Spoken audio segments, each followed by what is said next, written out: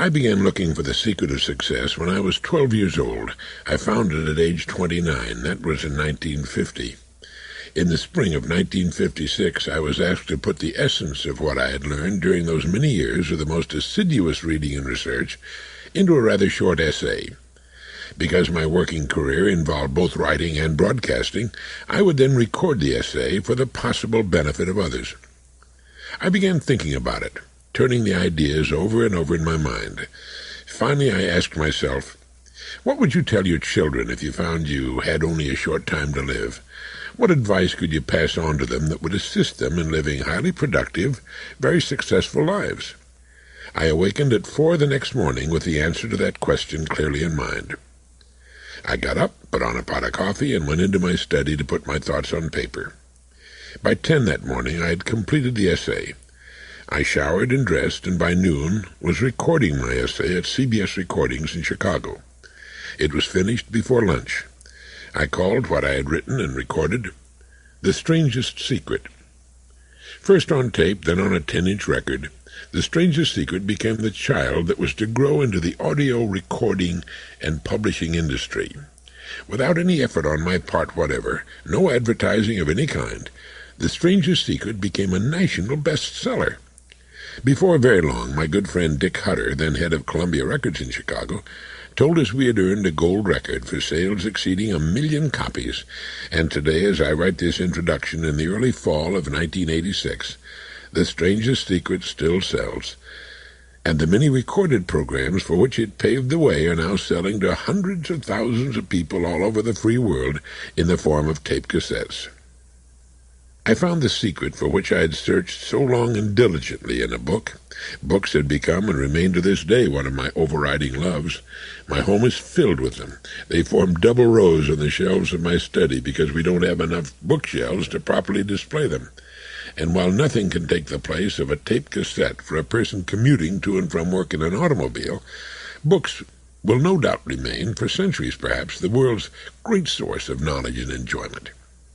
And now it's time to look back over the intervening years. It's time to revisit The Strangest Secret and examine or re-examine our journey into meaning. And now I must give very special thanks to Diana, my wife, without whose love and laughter and sound thinking and perseverance this book would not have been written at all. She filled my life with love, laughter, and sunshine at a very critical time, and she continues to do so to my everlasting joy. And now, let me thank you, without whom nothing happens, nothing at all. As my old friend Red Motley always said, nothing happens until somebody sells something. In order to fully enjoy prosperity and its accompanying sense of achievement, one needs to have known poverty and an environment in which daily survival is the purpose of life. As a youngster, I didn't know anything about a sense of achievement, but I was all too aware of being very poor. It didn't seem to bother the other kids, but it bothered me.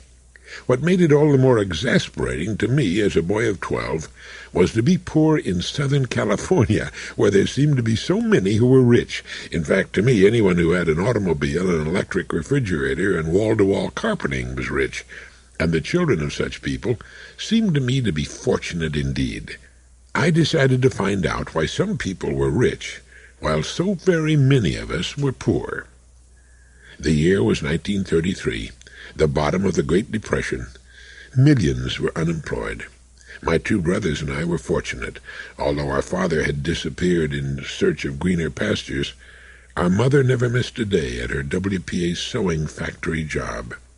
Her earnings, I recall, were $55 a month, which produced survival. We lived for a while in Tent City, behind the old Mariner Apartments on the waterfront in Long Beach, California. What makes the difference, I ask myself? Why are some people well off financially and others poor? Why are some so well paid, while others are so poorly paid? What's the difference? What's going on here? I tried asking the adults who live in our neighborhood and soon discovered they didn't know any more than I did. In fact, I made what was to me an astonishing discovery. The adults in our neighborhood didn't know anything at all. They were pitifully uneducated, rudimentary, driven by instinct, other-directed. My mother had many endearing qualities. One was her unfailing good cheer. Another was her love of books. She haunted the public library, and my fondest memory of her seeing her eating her oatmeal and milk early in the morning before dawn under that dangling, naked, underpowered light bulb with a book propped up in front of her. She loved travel books especially. Never able to travel herself, she explored the earth from pole to pole with her books on travel and adventure. I'm sure it helped save her sanity during those hard years. She was an attractive woman, still young, but completely dedicated to the raising of her boys. Her books and our battered radio were her only entertainment. She read the books on the long Pacific Electric train rides to and from work in Los Angeles, and after we boys had gone to bed at night. On weekends, after cleaning and doing the laundry, her books again filled her world with exciting travel and high adventure. Later in life, I realized that she never had to stand in a sweltering customs shed, or see her luggage disappear into 3 Italian taxis, or struggle with a foreign language or currency. Yet she traveled from one end of the earth to the other, and was intimate with the most remote places on the planet. That she was able to do so without ever leaving Los Angeles County was a tribute to the excellent public library system. It didn't cost her a dime. And so it was to the Long Beach Public Library that I went, seeking the elusive secret of success. I didn't know where to look amongst those thousands of titles, but I felt sure it was there somewhere. It seemed to me that if anyone had ever figured it out, he surely would have written a book about it. And as I began my search, I soon found myself sidetracked into the world of the most exciting fiction, the Hardy Boys, the great mind-expanding stories of Edgar Rice Burroughs, and the westerns of Zane Grey. Then came the fascinating stories of the Plains Indians by Stanley Vestal, and before I knew it, I was as addicted to books as my mother. I learned about the importance of honesty and personal integrity and courage, and of believing in what is right and being willing to fight for it. I know that it was my early love affair with books that resulted in my getting a better-than-average education. Later, as World War II loomed on the horizon, I left school and enlisted in the Marine Corps. But I continued my studies. I read everything I could lay my hands on. I made 2 decisions that were to guide the remainder of my life. The first was to discover the secret of success. The second was to become a writer. I loved books and wanted to write them myself. Toward the end of the war, I found myself back in the States and working as an instructor at Camp Lejeune, North Carolina. It was driving between the base and nearby Jacksonville that I noticed a radio station under construction and decided to apply for an announcing job, working nights and weekends. I was auditioned and hired. Sitting before the microphone at that small radio station, WJNC, Jacksonville, North Carolina, was the beginning of my radio career.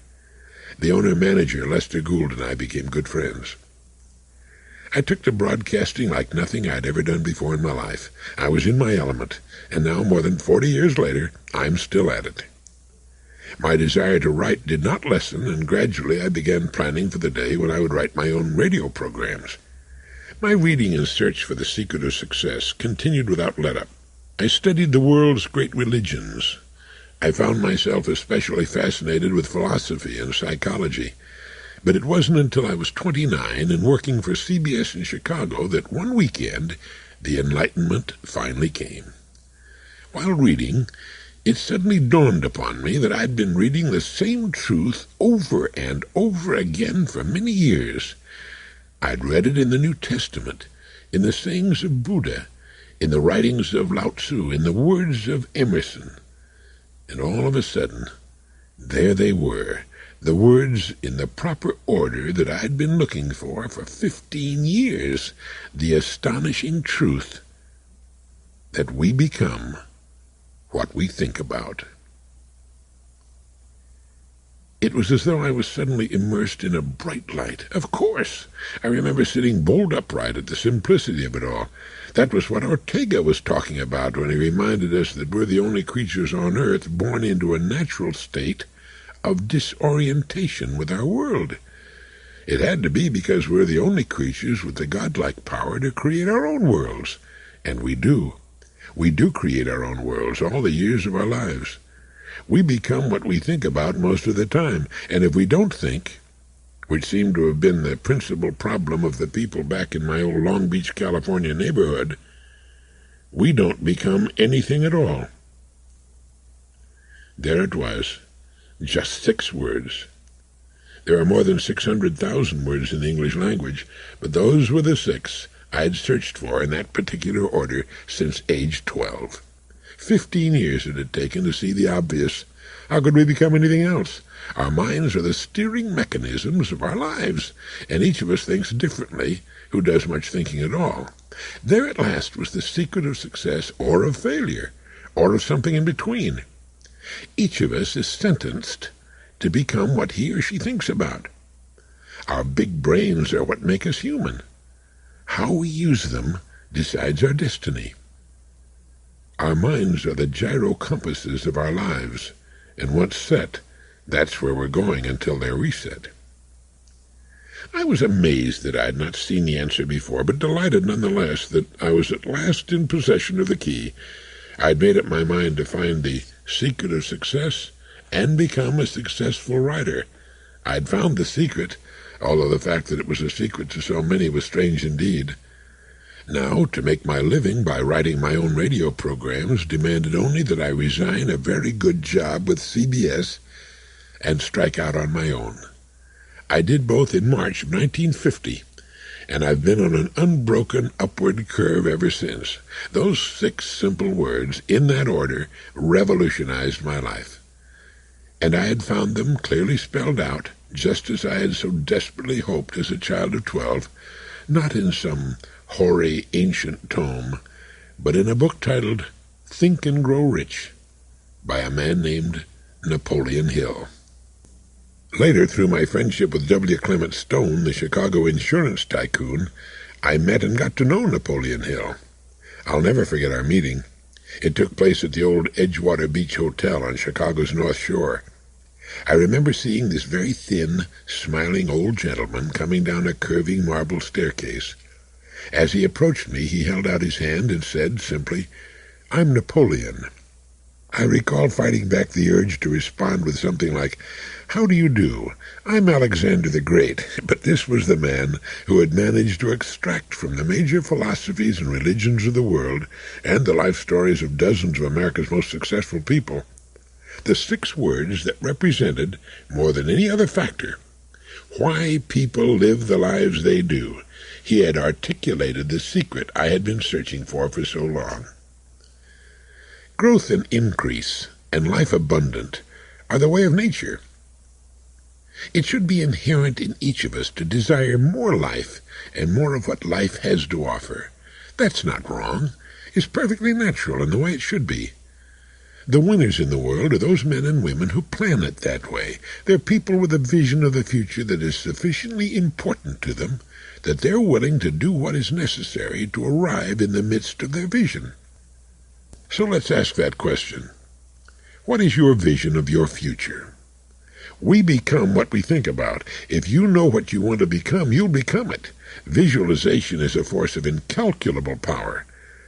As the Calcutta poet Rabindranath Tagore reminds us, faith is the bird that feels the light and sings when the dawn is still dark.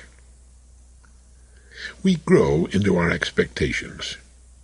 It's too bad that so few manage to muster expectations more in keeping with their true potential. A business executive leaves his home to go to the office. It's early summer and a beautiful morning. He drives his late-model, expensive car, shining from frequent washings, out of the garage, sweeps down the drive to the shaded street, and turns toward town. On both sides of the street, fine homes can be seen, their lawns and landscaping well cared for, their paint bright, windows sparkling clean in the early morning light. Our business executive drinks in the sight. Beautiful, he says to himself. What a lovely morning. All is well. His world is in order. His fine car makes hardly a sound as it moves along the clean, orderly street. The neighborhood reflects this executive and the people in his socio-economic group who own the houses up and down the street. It's as natural for our business executive and his wife to choose the home in which they live and pay the price for it as it is for any family anywhere. They think and live in those terms. The neighborhood reflects them, their education and aspirations, their levels of accomplishment, and costs them no more from a percentage of income standpoint than do the homes and neighborhoods of anyone else in the country. And, this is important, once acquired, that home and neighborhood and society represent constant reinforcement of themselves and their place in the scheme of things. Now, they may move further upwards or sideways, but the chances of their moving backwards, or let's say downwards, are so small as to be negligible. Their environment is a mirror of their current place on the human achievement ladder. You are, at this moment, the sum total of your thoughts to this point in your life, and so am I, and so is that man across the street, and there, that woman going into the supermarket. Watch them, study them, look at their faces. They're the most interesting creatures on the planet, and the most charged with possibilities. But do they know that? Do they know that their daily lives are mirrors of their thinking? Do they know about the subject we're discussing here? Alas, no. Most of them do not. Most of them are simply keeping pace with the slice of their socio-economic pyramid they have unconsciously chosen as their lot in life. They do not know that by thinking in new directions, which incidentally has been called the definition of genius, they can bring new directions into their lives. Most of them are simply marking time as though they have a non-cancelable contract with life. How can we rise above our more egregious mistakes if we just mark time? Let's do it better than it's been done before. Let's find our partner in the freest, richest land on earth and do something wonderful with this holiday on earth we've been mysteriously granted. Here's where our individual and original DNA helices come into the picture. Each of us is an original whether we like it or not. Each of us has a genetic profile unlike any other person that ever has or ever will appear on this planet. That's true because no one else in the universe has our particular set of ancestors, nor our exact genetic mix. Each of us might think of himself or herself as a painting. Each of our parents, and each of our parents' thousands of ancestors has placed a small daub of paint on that painting. After you were born, your environment began adding to the painting that is you, and it was different from your brothers and sisters. That composite work determines the way we tend to think. What you can do and what you want are different from what I can do and what I want, and different in some ways from what everyone else can do and want. That's what keeps everybody from wanting and doing the same thing. Our rich genetic inheritance gives each of us a wide range of options, and our free society gives us free choice.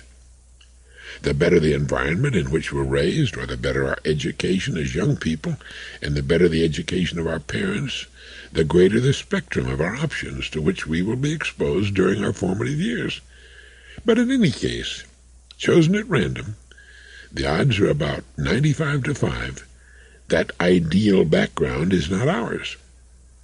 Someone once wrote, "If you suffer without succeeding, it's so that someone may succeed after you. If you succeed without suffering, it's because someone suffered for you. But there is no success without suffering." I think the word suffering used in that context is meant to mean striving, making the grade to a new higher plateau. In every family of affluence, someone, somewhere, had to climb from a lower level to a higher level. Even British royalty had a poor striver somewhere in the past if one goes back far enough. Old money simply means that several generations have lived in the lap of luxury because some character back there had a good idea and worked his rear end off and probably had a wonderful time doing it to move the family from the poor neighborhood to the rich neighborhood. The most important information I ever learned in my life is that we become what we think about. What do you think about? What's your goal? Can you write it out in a single sentence? One goal at a time, please. If you have more than one, or if you'd like some intermediate goals which lead toward a large goal, list them separately and number them 1, 2, 3, 4, and so forth. This brings order to your life and purpose to your days. You are today the sum total of your thoughts to this point in your life. Are you pleased with your present place in the world? Yes or no? If your answer is yes, what's your next port of call? If your answer is no, what are you going to do about it? What are you going to start thinking about? Now, we control what we think about, and by so doing, each of us tells, to an altogether unsuspected extent, his and her own fortune. Our world tells us the truth about ourselves. It reveals what we've learned, what we've done, and how much we've served. The old saying, "What you are speaks so loudly I can't hear what you're saying," is therefore apt. Don't tell me what you're going to do. Show me. Go do it. I've always felt glibness a serious danger to accomplishment. Like a steam valve, as we talk at great length about what we're going to do, we seem to lose just that much steam when it actually comes to doing it. Another cliché puts it well: actions speak louder than words. A couple traveling in India noticed a pleasant-appearing young Indian man sitting by a bridge near their hotel. They saw him sitting in that one spot day after day. Becoming curious, they asked him one day why he just sat there by the bridge all day, every day. He replied, "I happen to believe in reincarnation. I believe that I've lived many times before and that I will have many lives following this one. So this life, I'm sitting out." Well, he had a plan and was engaged in following it. How about you? On occasion I've been questioned by serious people who ask, "You say that we become what we think about, but what about people who choose dreams much too large for their inherent capacities?" Well, discounting serious neurosis or outright psychosis, it's been my experience that far from choosing goals too great for our inherent capacities to reach, we tend to underestimate ourselves and set them much too low, especially in the beginning. There seems to be a natural human tendency to take the accomplishments of others in stride, but doubt the accomplishments we ourselves can reach. We've lived in our own skin so long we tend to take ourselves for granted. We tend to underestimate our potential for growth and achievement.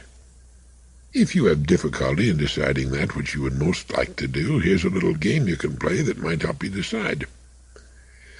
Let's pretend that you're financially independent, you have a very good income, and don't have to concern yourself about it. It's Monday morning. You wake up feeling great. You can do anything you want to do. What would you most enjoy doing? And what would you most enjoy doing on Tuesday and Wednesday and Thursday and Friday? Write it down. "Oh, that couldn't be," someone will say. "I'd most enjoy sailing a boat and working around boats." If that's what you would most enjoy doing, and you know that from having done it a great deal, then there's your key. There's something in the boat business for you. And there are 50,000 parts to the boat business or any other business. It's a big industry. And if it's your thing, go to it. Whatever your mind most naturally turns to, that's probably the key to an enjoyable and productive future. Examine it. Write it down. Explore it from every possible angle. There's opportunity there, worlds of it.